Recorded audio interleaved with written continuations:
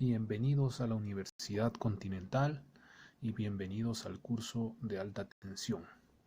A continuación veremos conceptos fundamentales. Introducción.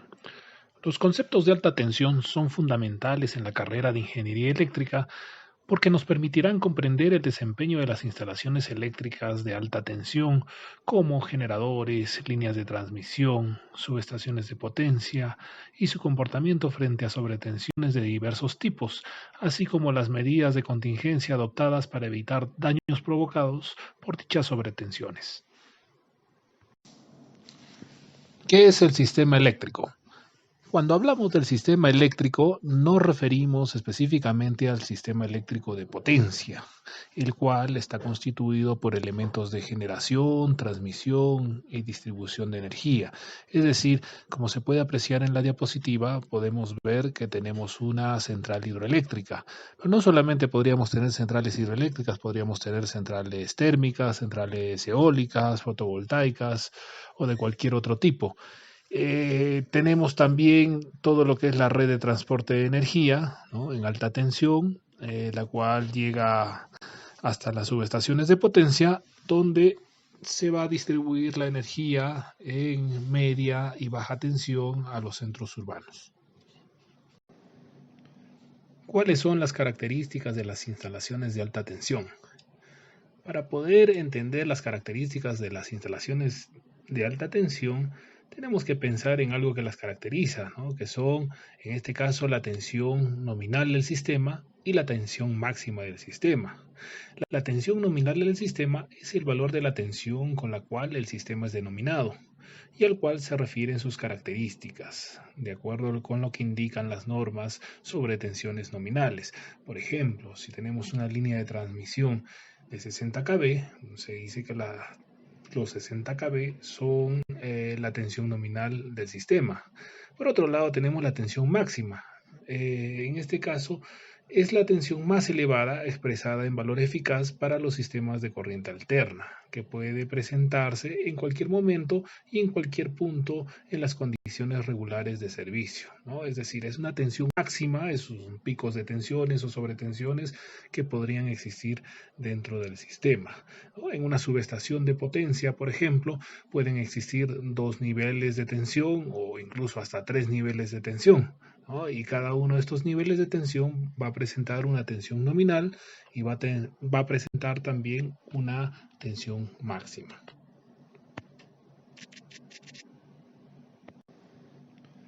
¿Cuáles son las características de las instalaciones de alta tensión?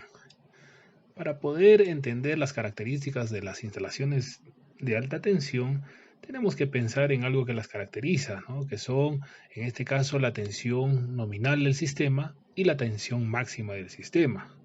La tensión nominal del sistema es el valor de la tensión con la cual el sistema es denominado y al cual se refieren sus características, de acuerdo con lo que indican las normas sobre tensiones nominales.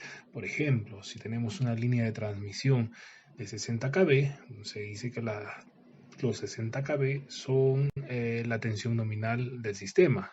Por otro lado, tenemos la tensión máxima. En este caso, es la tensión más elevada expresada en valor eficaz para los sistemas de corriente alterna, que puede presentarse en cualquier momento y en cualquier punto en las condiciones regulares de servicio, ¿no? Es decir, es una tensión máxima, esos picos de tensiones o sobretensiones que podrían existir dentro del sistema, ¿no? En una subestación de potencia, por ejemplo, pueden existir 2 niveles de tensión o incluso hasta 3 niveles de tensión, ¿no? Y cada uno de estos niveles de tensión va a presentar una tensión nominal y va a presentar también una tensión máxima.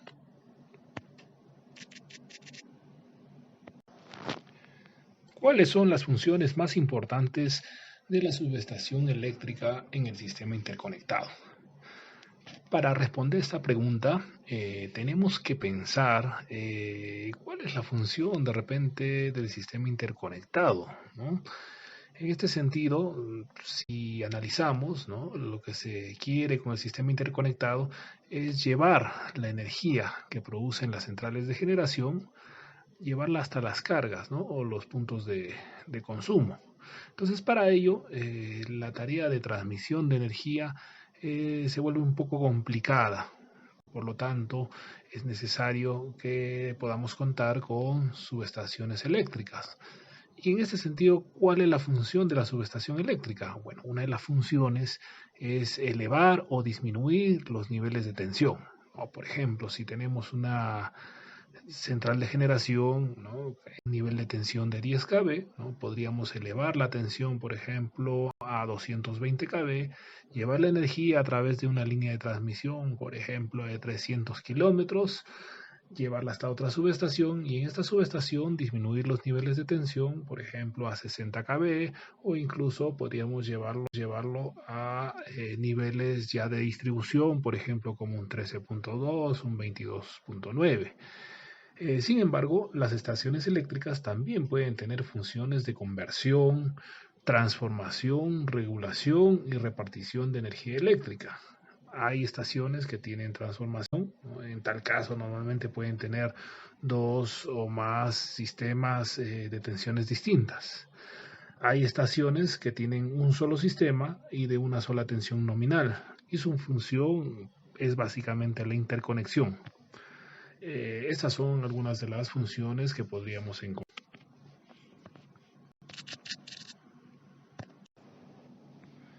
¿Cuáles son los componentes de las subestaciones eléctricas? Para responder esta pregunta, podríamos visualizar los dos gráficos que tenemos en la diapositiva.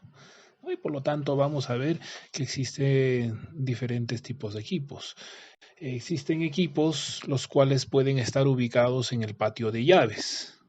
Y existen equipos que pueden estar ubicados dentro de la sala de control.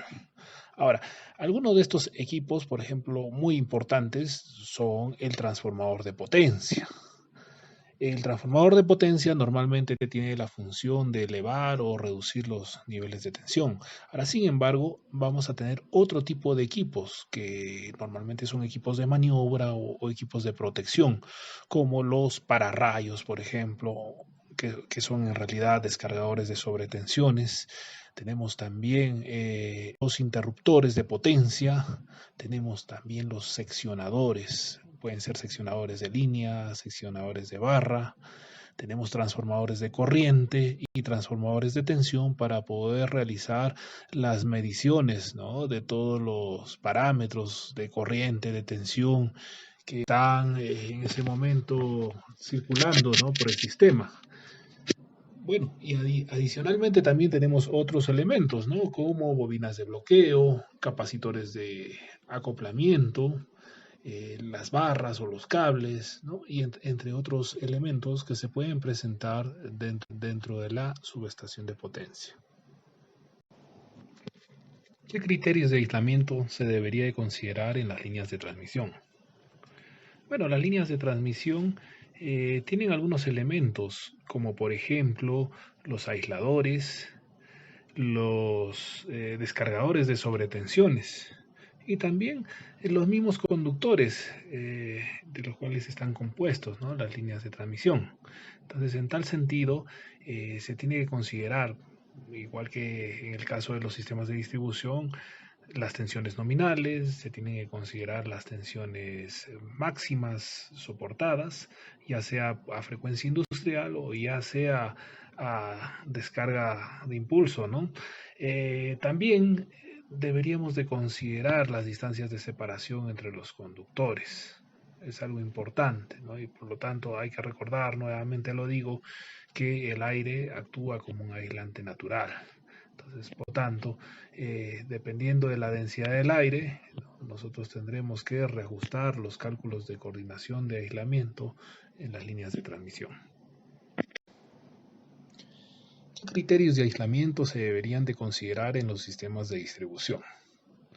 Bueno, para empezar, tendríamos que considerar las tensiones nominales del sistema y también las tensiones máximas soportadas por esos equipos que van a operar en el sistema. Cabe mencionar que cuando hablamos de sistemas de distribución tenemos que hablar de redes aéreas o redes subterráneas, las cuales van a estar constituidas por conductores trifásicos y por subestaciones de distribución, las cuales pueden tener cierta paramenta y ciertos elementos de protección como son los pararrayos. Entonces, estos equipos tienen que tenerse en cuenta, ¿no?, las tensiones máximas soportadas, ya sea las tensiones máximas soportadas de operación a frecuencia industrial o también las tensiones máximas soportadas a impulso, ¿no?, o descarga atmosférica. También tenemos que tener en cuenta siempre la distancia entre los conductores. Recordar que el aire actúa como un aislante natural y por lo tanto influirá también su densidad. Entonces, cuanto más alto está el sistema de distribución, es decir, si hablamos de un sistema de distribución que está en la costa y un sistema de distribución que está en la sierra, no es lo mismo, ¿no? Entonces, por lo tanto, los valores de la densidad del aire en la sierra son mucho menores que los valores de la densidad del aire en la costa. Por lo tanto, las distancias de separación entre los conductores también deberían de variar.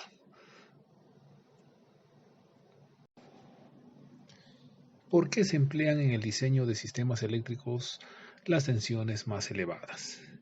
Para responder esta pregunta, quiero que vean la diapositiva donde podemos apreciar, ¿no?, una línea de transmisión y también podemos ver a la derecha una tabla en la cual se aprecian las tensiones nominales de la red y las tensiones más elevadas de la red.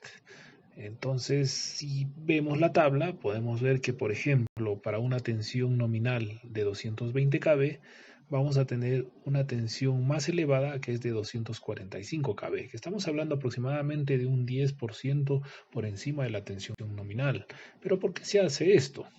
Porque cuando se debe de transmitir grandes potencias desde la generación hasta los centros de consumo, muchas veces vamos a tener caídas de tensión y pérdidas de potencia, por lo cual para que podamos tener de repente en el punto de llegada una tensión nominal, por ejemplo, de 220 kV, es necesario que en el punto de generación se incremente el nivel de la tensión y por lo tanto no va a ser pues igual que el valor de llegada, no va a ser igual que el valor de generación. Por lo tanto, tienen que haber tensiones máximas permitidas, ¿no?, de incremento de tensión. Lo que hablábamos en sistemas de potencia y se le conocía como el valor de los porcentajes de la tensión de regulación. Entonces, es importante que estas tensiones de regulación tengan límites máximos y que estén normalizados. ¿Por qué existen sistemas de transmisión en corriente continua? Para responder esta pregunta, hay que mencionar que en América Latina y en otros países, ¿no?, a nivel mundial, existen sistemas eléctricos con diferentes frecuencias. Es decir, por ejemplo, en Perú trabajamos con una frecuencia de 60 Hz. Sin embargo, en nuestro vecino del sur, Chile, por ejemplo, trabaja con una frecuencia de 50 Hz. A nivel de Europa, por ejemplo, existen países como España y otros países de la Unión Europea que trabajan también a frecuencias de 50 Hz. Entonces, volviendo aquí a Sudamérica, ¿qué pasaría si quisiéramos interconectar, por ejemplo, Chile con Perú o Chile con Brasil, ¿no?, o interconectar con el sistema argentino? Entonces, existen muchas dificultades porque al no ser la frecuencia la misma, se vuelve imposible la interconexión entre estos sistemas. Entonces, pero como una solución surgen los sistemas HVDC, que son sistemas de alto voltaje en corriente continua. Estos sistemas, si nosotros podemos ver ahí en la diapositiva, ¿no?, son sistemas que van a interconectar dos sistemas interconectados diferentes, ¿no? Pero para ello, el objetivo de esto es convertir la corriente alterna de un sistema, por ejemplo, de un sistema en 50 Hz, llevarlo a corriente continua, de modo que podamos transmitirlo a través de una línea de transmisión en corriente continua, que normalmente está formada muchas veces por un solo conductor. Esa es una de las grandes ventajas. Este sistema llega hasta el otro punto en el cual, mediante equipos de electrónica de potencia, se va a convertir de corriente continua en alterna nuevamente, pero en este caso se va a convertir a la frecuencia del nuevo sistema de potencia. Entonces tienen muchas ventajas, sobre todo para la interconexión entre sistemas. Descargas atmosféricas en el sistema eléctrico. Como caso particular, vamos a mencionar el problema que representan las descargas atmosféricas en las instalaciones de alta tensión. El hecho de que un rayo impacte en una línea o equipo dentro de una subestación puede tener serias consecuencias. Para ello, se cuentan con los descargadores de sobretensiones o pararrayos que van a ayudar a mitigar las sobretensiones en el sistema. Conclusiones. Las instalaciones eléctricas de alta tensión trabajan usualmente con tensiones que van desde los 10 kV a 33 kV en media tensión y superiores a 36 kV en alta tensión. Esto está regulado por el Código Nacional de Electricidad. La siguiente.